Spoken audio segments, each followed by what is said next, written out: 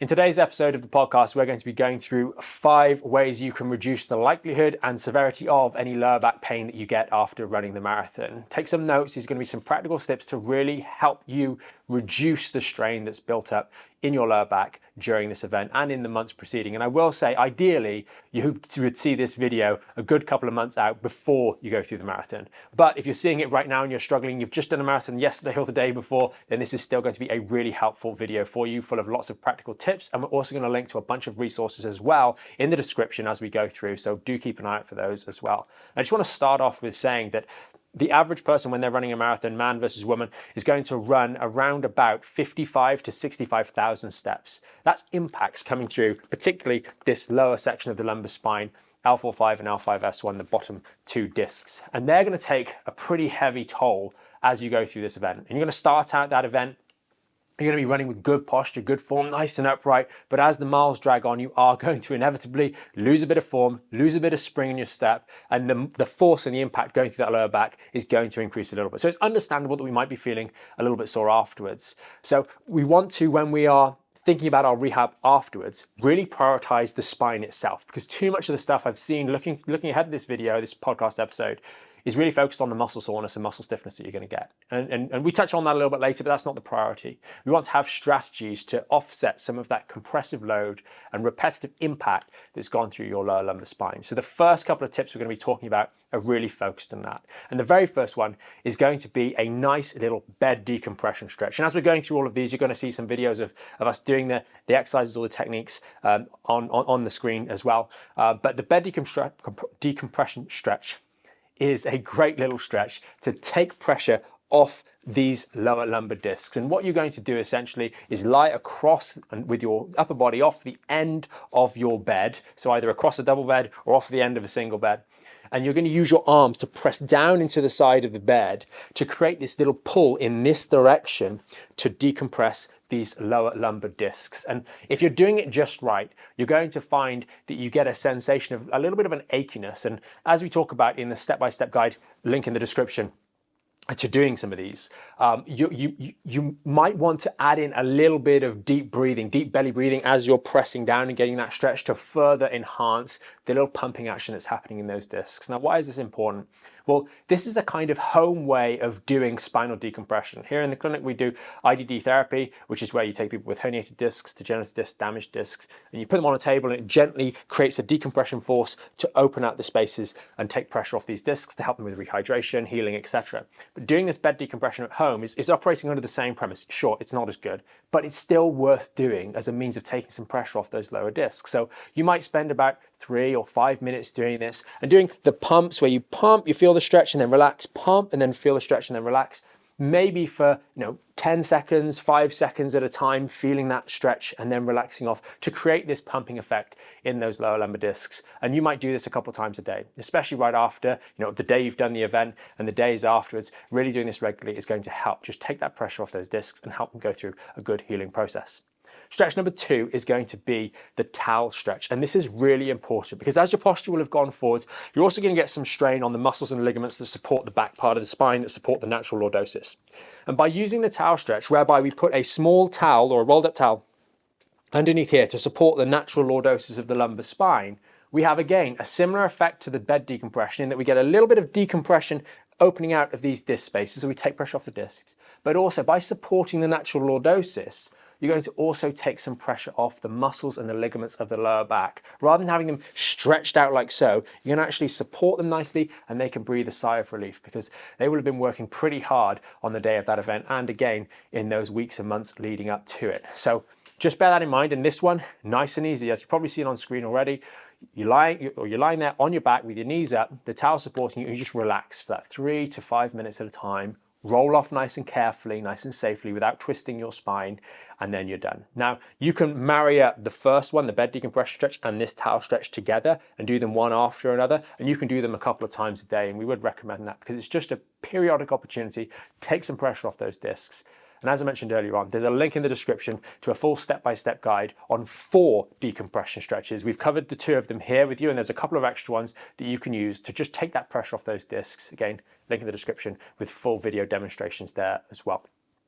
So this brings us to the next one. And let's face it, if you've done the correct preparation work, you've built up strength, you've built up your running leading up to the marathon, you're probably not going to get any severe injuries to the lower back. You're not going to get anything crazy, but you will probably get some straining of the annulus fibrosus, which is the kind of, when we think about discs and we use the donut analogy, it's kind of the dough. It's the outside of these discs. You might have strained the ligaments there a little bit and some of the ligaments on the back of the spine. And therefore, there's going to be a little bit of inflammation that can often build up more slowly than other sorts of injury. So you might find that in the hours following finishing the marathon or the next couple of days, a little bit of inflammation is built up. And this is why it's a really good idea to use things like contrast therapy, which is where we alternate hot 3 to 5 minutes and then cold for 3 to 5 minutes, done a couple of times through, a couple of times a day, can really, really help just manage excessive inflammation building up in the lower back. We have to remember that inflammation is a good process. It's a process by which we drive more nutrition, the immune system, etc., to an area that is injured or damaged or strained to help it go through a healing process. The big problem we have in the lower back, which is peculiar to the spine only, as opposed to other areas of the body, is that we have these finite little holy spaces. And if we've got any degrees of degenerative change in the lumbar spine that were there already, we can fill up those holes a little bit faster, and that can put pressure on the nerves, and then it can give rise to symptoms like sciatica, so that's pain down the leg, etc. And we just want to avoid that happening. So being preemptive again, knowing that we've done something which is likely to have created a degree of tissue damage because it's a high performance event, a very significant strain compared to your normal daily life, even if you've built up for it, we by being preemptive and doing some of that contrast bathing a couple of times a day for particularly the week following, or the 5 to 7 days following the marathon, it's really going to just help manage any buildup of excess inflammation so that you don't get into this situation where you haven't done anything for the 1 or 2 days after the marathon, and now all of a sudden you're feeling like you're in a lot of pain. Because as we'll get onto in a moment, with regards to the muscle component, they are going to work against you in these next few days because of the obvious stiffness and soreness that's going to be in those muscle tissue, in that muscle tissue in the legs. So you might find that the back pain actually creeps up a little bit later rather than immediately after the marathon. So again, we have a full step-by-step guide, link in the description, on how to do contrast therapy or contrast bathing or hot and cold therapy, whatever you want to call it. And you must make sure that you target the actual section of your lower back, and we go through that in the video as well, or in the step-by-step guide as well. So that brings me to the next one, and this is going to be talking about the muscles, and there's a couple of things to bear in mind here. Firstly, we would definitely recommend afterwards, and again, ideally in the months leading up to the marathon, that you do some element of self-massage. Why? Because one of the big problems, the things that really strains your lower back, is when your hips are stiff and rigid, and they are going to be stiff after the event because you're going to have a lot of DOMs, a lot of soreness in those leg muscles that have worked really hard over those 26 miles to really, perform at their best. They're going to need some time to recover. And in that period of time, those hips are going to tighten up, which means they don't move as well as they should be, which means they're not participating in movement when you get out, up and down out of a chair, when you get in and out of the car, when you're walking around, getting out of bed in the morning, sitting on a toilet seat, whatever it may be. They are not going to be moving as well. And therefore, it's more likely that your lower back starts to get involved in some of those bending things. Let's say putting your socks on or shoes on in the morning. And we want to limit the degree to which your lower back has to be involved in those, because it's just been battered, quite frankly, in those 55 to 65,000 steps. Remember, your legs each have only taken 1/2 of that, okay? The lower back is going to have had a real work. So if we then are compounding that with the stiffness in your legs, making the lower back do even more work over the next couple of days, that's not going to be a good idea. And that's where things like the vibration guns, the massage guns, can be really, really helpful as a tool to optimize the recovery process. In your hamstrings, the front of the thigh, the back of the thigh, the buttocks area, and even the lower back muscles themselves, working on these regions here can really help just improve the recovery time of those muscles and make sure that any stiffness that is there subsequent to your event is going to be recovering nice and quickly, rather than being dragged out and affecting that lower back, putting extra strain on it for an unnecessarily long period of time and predisposing you to potentially getting, more of a back problem after the event. I will pause here for a moment, because a lot of people will say, oh, well, I haven't got a massage gun, I'll use a foam roller, or I'll use a massage ball. And you see tons of bits online about using these, and there are a bunch of devices that you can lean your body on. But I will say this, it's better to just get a massage gun, because the positions that you have to adopt when you're using something like a foam roller, when you're using something like those cricket balls, or whatever it may be, where you have to lean your body on it, it's just not ideal. If you've got a vulnerable lower back or a slightly overworked lower back, doing that as opposed to just using a massage gun where you can do it in a very ergonomic manner, it just doesn't make sense. So I would really encourage those. The massage guns are going to be much better. And for those of you that do have them, again, you guessed it, there's a link in the description to a full routine that you can follow along with. It takes about 10 minutes and it'll just go through the various areas so you're doing it in the best possible way. And you can do that again a couple times a day. There's a theme here and we'll touch on that at the end of the video. So that's that about working on the muscles. I will say, you might be thinking, oh, well, what about stretching? Bear in mind, we've already discussed that the lower back structures that you're going to injure are ligamentous in nature. They don't heal as quickly as muscle tissue. So your muscle DOMS and soreness is going to heal pretty quickly.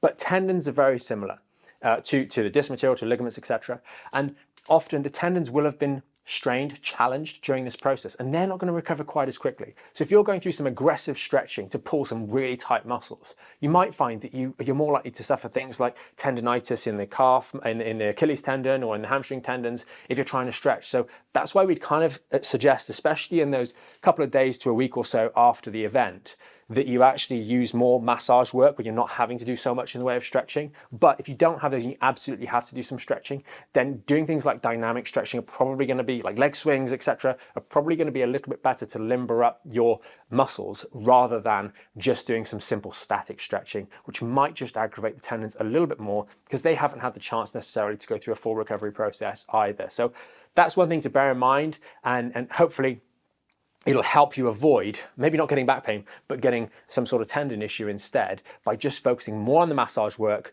in those days following the event rather than aggressive stretching, because often that will just make things a little bit more unpleasant in the short to medium term. This brings us to the last main point, and that is going to be staying active. Yes, you've been very active while you've done the event itself, while you've done the run, and that's awesome. But actually doing a little bit of walking, doing even, as you'll be surprised, many of you who watch the podcast for a long period of time will be surprised to say, maybe even going for a little swim and just moving your body around is actually going to be helpful, because that motion is lotion. That movement will help the muscle fibers change length. It will help get rid of some of the waste products that are locked up in there and help ultimately with that recovery process. And really, to tie all of this up nicely, you should really be doing each one of these things every day. Going for a little bit of a walk or even popping into the swimming pool to just get your legs moving in particular, and being in a low gravity environment is going to take some pressure off the lower back as well and the joints in general.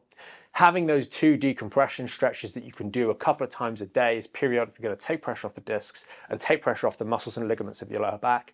Having the use of contrast bathing is going to be there to calm down any excess inflammation that is building up in those confined spaces in the lower back. And then doing some massage work on those leg muscles is going to help keep your hips as mobile as possible and recover to normal mobility as quickly as possible in the days and weeks that follow your event.